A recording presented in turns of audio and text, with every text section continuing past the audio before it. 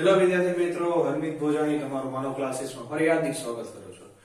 ચાલો વિદ્યાર્થીઓ, આજે આપણે આ વિડિયોની અંદરથી આપણે તમારા બોર્ડની પરીક્ષાની એક્ઝામની પ્રિપેરેશનના આપણે વિડિયો બનાવશું, બરોબર? જેમાં હું તમને એને અલગ અલગ પેટર્નના કઈ રીતના દાખલા પૂછાય, બરોબર, સ્ટાન્ડર્ડ વાળાને કેવા પૂછાય, બેઝિક વાળાને કેવા પૂછાય, એવા હું આ વિડિયોની અંદર કહીશ, બરોબર? અને આપણે એને દરેક પેટર્નના દાખલા શીખશું, કઈ રીતના લખવું, કઈ રીતના ન લખવું, એ બધી વસ્તુની તમને શીખામણ આપીશ, બરોબર? તો એને વિડીયોમાં ઠેર સુધી બન્યા રહેવા માટે તમારે આપણી ચેનલને લાઈક કરવું પડશે, સબસ્ક્રાઇબ પણ કરવું પડશે અને તમારા ભાઈબંધ મિત્રોને પણ શેર કરો કે જે જાજામાં જાજા તમારા ભાઈબંધ મિત્રોને પણ શેર કરો કે જેથી એ આપણી ચેનલ ઉપર સરખી રીતના શીખી શકે, બરોબર? તો ચાલો આપણે વધુ સમય ન લેતા વિડીયો ચાલુ કરશું. પહેલા આપણે ચેપ્ટર નંબર 2 લઈશું રિવિઝન માટે. તો આમાં 3 ટાઈપના દાખલા આવશે તમારા માટે. એક તો શૂન્ય આપી દીધી છે એની બહુપદી બનાવવાની, બરોબર? અને શૂન્ય તમારે બહુપદી આપેલી છે એનો શૂન્ય શોધવાના અને એનો શૂન્ય અને સહગુણકો સાથેનો સંબંધ આપણે દર્શાવવાનો છે. એમાં પણ ઘણા અલગ અલગ પ્રકારના દાખલા છે, બરોબર? ઈ પણ હું તમને શીખવાડીશ સરખી રીતના. તો તમારે સરખી રીતના શીખવાનું છે, આ પહેલી વાત. બીજી વસ્તુ જે છે, અમુક જે નવા નવા દાખલા જે છે, આલ્ફા સ્ક્વેર બીટા સ્ક્વેર વાળા જે દાખલા પૂછાઈ શકે એવા છે, બરોબર, તમારા પેપરની અંદર, ઈ પણ હું તમને શીખડાવી દઈશ કે જેથી તમને એની પેપરમાં પૂછાય તો તમને આવડી શકે, બરોબર? તો આજે આપણે હંધેથી પહેલા શૂન્ય આપી દીધા છે, એના દ્વિઘાત બહુપદી આપણે બનાવવાની છે, બરોબર? એના હું દાખલા પહેલા કરીશ. રકમ જો તમને આવી રીતના આપશે: જે બહુપદીના શૂન્યનો સરવાળો અને શૂન્યનો ગુણાકાર અનુક્રમે √5 અને 3/4 હોય તો દ્વિઘાત બહુપદી શોધો. તો પહેલા તો શૂન્યનો સરવાળો એટલે કે આલ્ફા પ્લસ બીટા, એટલે √5 થાય જે પહેલા લખેલું, ને શૂન્યનો ગુણાકાર આલ્ફા બીટા 3/4. હવે તમારે એક આવું સૂત્ર લખવાનું કે px બરાબર k કૌંસમાં x² minus alpha plus beta x plus alpha beta. Ready? ચલો હવે k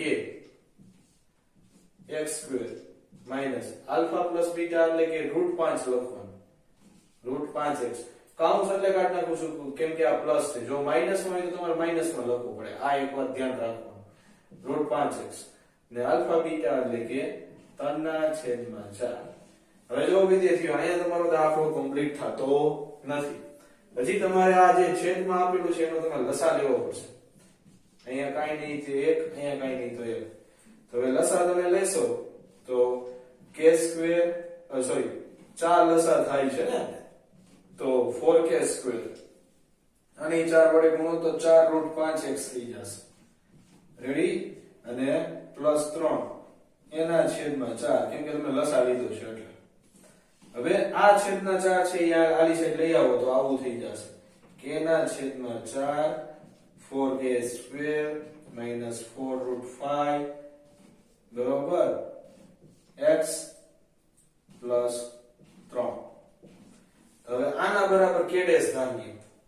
અહીંયા તમે લખો k ના છેદમાં 4 બરાબર k ડેશ ધારતા, બરોબર? તો k dash 4k² minus 4√5x plus 3. Ready? તો જો આવી રીતના પડે. ચલો હવે એક છે સાદો સિમ્પલ દાખલો. તો જો શૂન્યનો સરવાળો અને શૂન્યનો ગુણાકાર અનુક્રમે -9 અને 16 છે. તો આલ્ફા પ્લસ બીટા એટલે કે -9 અને આલ્ફા બીટા એટલે 16. રેડી? ચાલો, તો હવે આમાં તમારે દ્વિઘાત બહુપદી બનાવવાની છે. તો px બરાબર આ સૂત્ર લખવાનું k x² minus alpha plus beta x plus alpha beta. Ready? હવે k x² બરોબર. હવે આલ્ફા પ્લસ બીટા ઈ માઈનસ છે તો તમારે કૌંસમાં લખવાનું થશે, પછી કૌંસ ખોલવું પડશે. આલ્ફા બીટા એટલે 16. ચલો, તો k x² માઈનસ માઈનસ થઈ જશે પ્લસ 9x અને 16. રેડી? હવે જવાબ તો આવી ગયો છે. તો અહીંયા એને તમારે લખવાનું k is not is equal to 0. અહીંયા k is not is equal to 0 લખવાનું. તમારે અહીંયા લખવાનું k dash is not is equal to 0. તો જો વિદ્યાર્થીઓ ખાસ કરીને બેઝિક મેથ્સ વાળા ખાસ ધ્યાન આપજો. આવો દાખલો તમને 2 માર્કમાં પૂછાશે. આ બે માંથી તમને કોઈ પણ તમારા હાથમાં દઈ દી છે. જો સાદો ને સિમ્પલ દાખલો હોય તો આવી રીતના તમારે પહેલા 2 લખવાનું, આ સૂત્ર લખવાનું, એમાં કિંમત મૂકવાની અને y ને છેલ્લે આ લખવાનું ભૂલવાનું નહીં. બરોબર, k is not is equal to 0. અને જ્યારે છેદ વાળું આવે ત્યારે જો લસા લેવાનો, આ લસા બાયણે દઈ દીધો, આના બરાબર k ડેશ ધાર લ્યો ને k ડેશ ધાર લ્યો અને છેલ્લે અહીંયા તમારે k dash is not is equal to 0 લખવાનું. તો આ થયું દ્વિઘાત બહુપદીના જે 2 સેમ્પલ જે મારા દાખલા તમને શીખવાડ ને આના જેવા તમને બીજા ઢગલા મોડે તમને દાખલા દઈ શકે.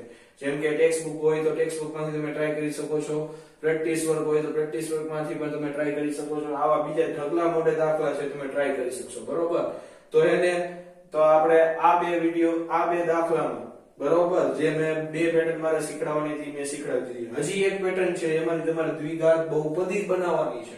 તો ચાલો આપણે નેક્સ્ટ દાખલામાં જોશું. ચાલો વિદ્યાર્થીઓ, આ છે દ્વિઘાત બહુપદી મેળવવાની બીજી રીતના દાખલા છે જે તમારા પેપરની અંદર પૂછાઈ શકે છે. ખાસ કરીને સ્ટાન્ડર્ડ મેથ્સ વાળા તો ખાસ જોજો. બરોબર, તો આમાં શું કીધું છે?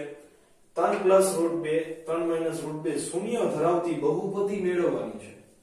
બરોબર, દ્વિઘાત બહુપદી, સોરી દ્વિઘાત બહુપદી સમજવાની તમારે, ને આમાં દ્વિઘાત બહુપદી.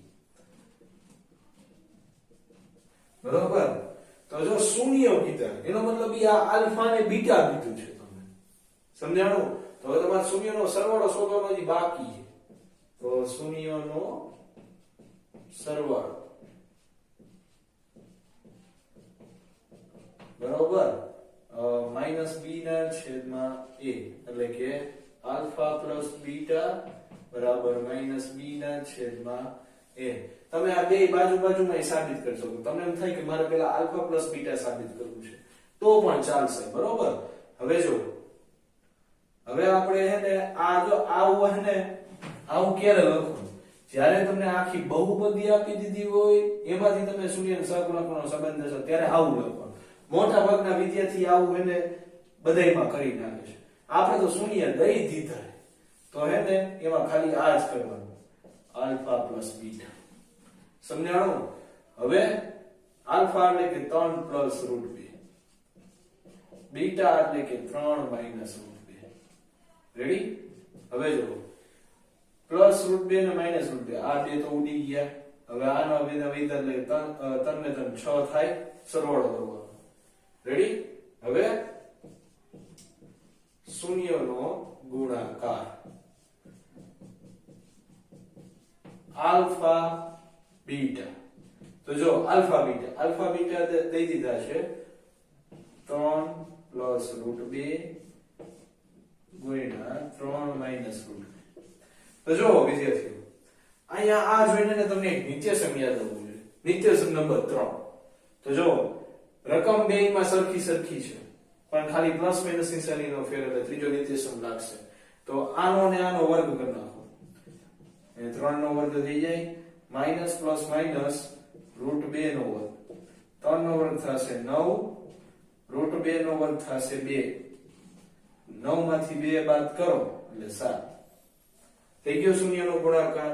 હવે દ્વિઘાત બહુપદી હમણાં જ મેં તમને આગલા દાખલામાં મેં શીખવાડ્યો તો દ્વિઘાત બહુપદી મેળવવા માટે તમારે આવું લખવું પડશે px બરાબર k કાઉસમાં x² alpha plus beta x plus alpha beta. Ready? આ k હવે x²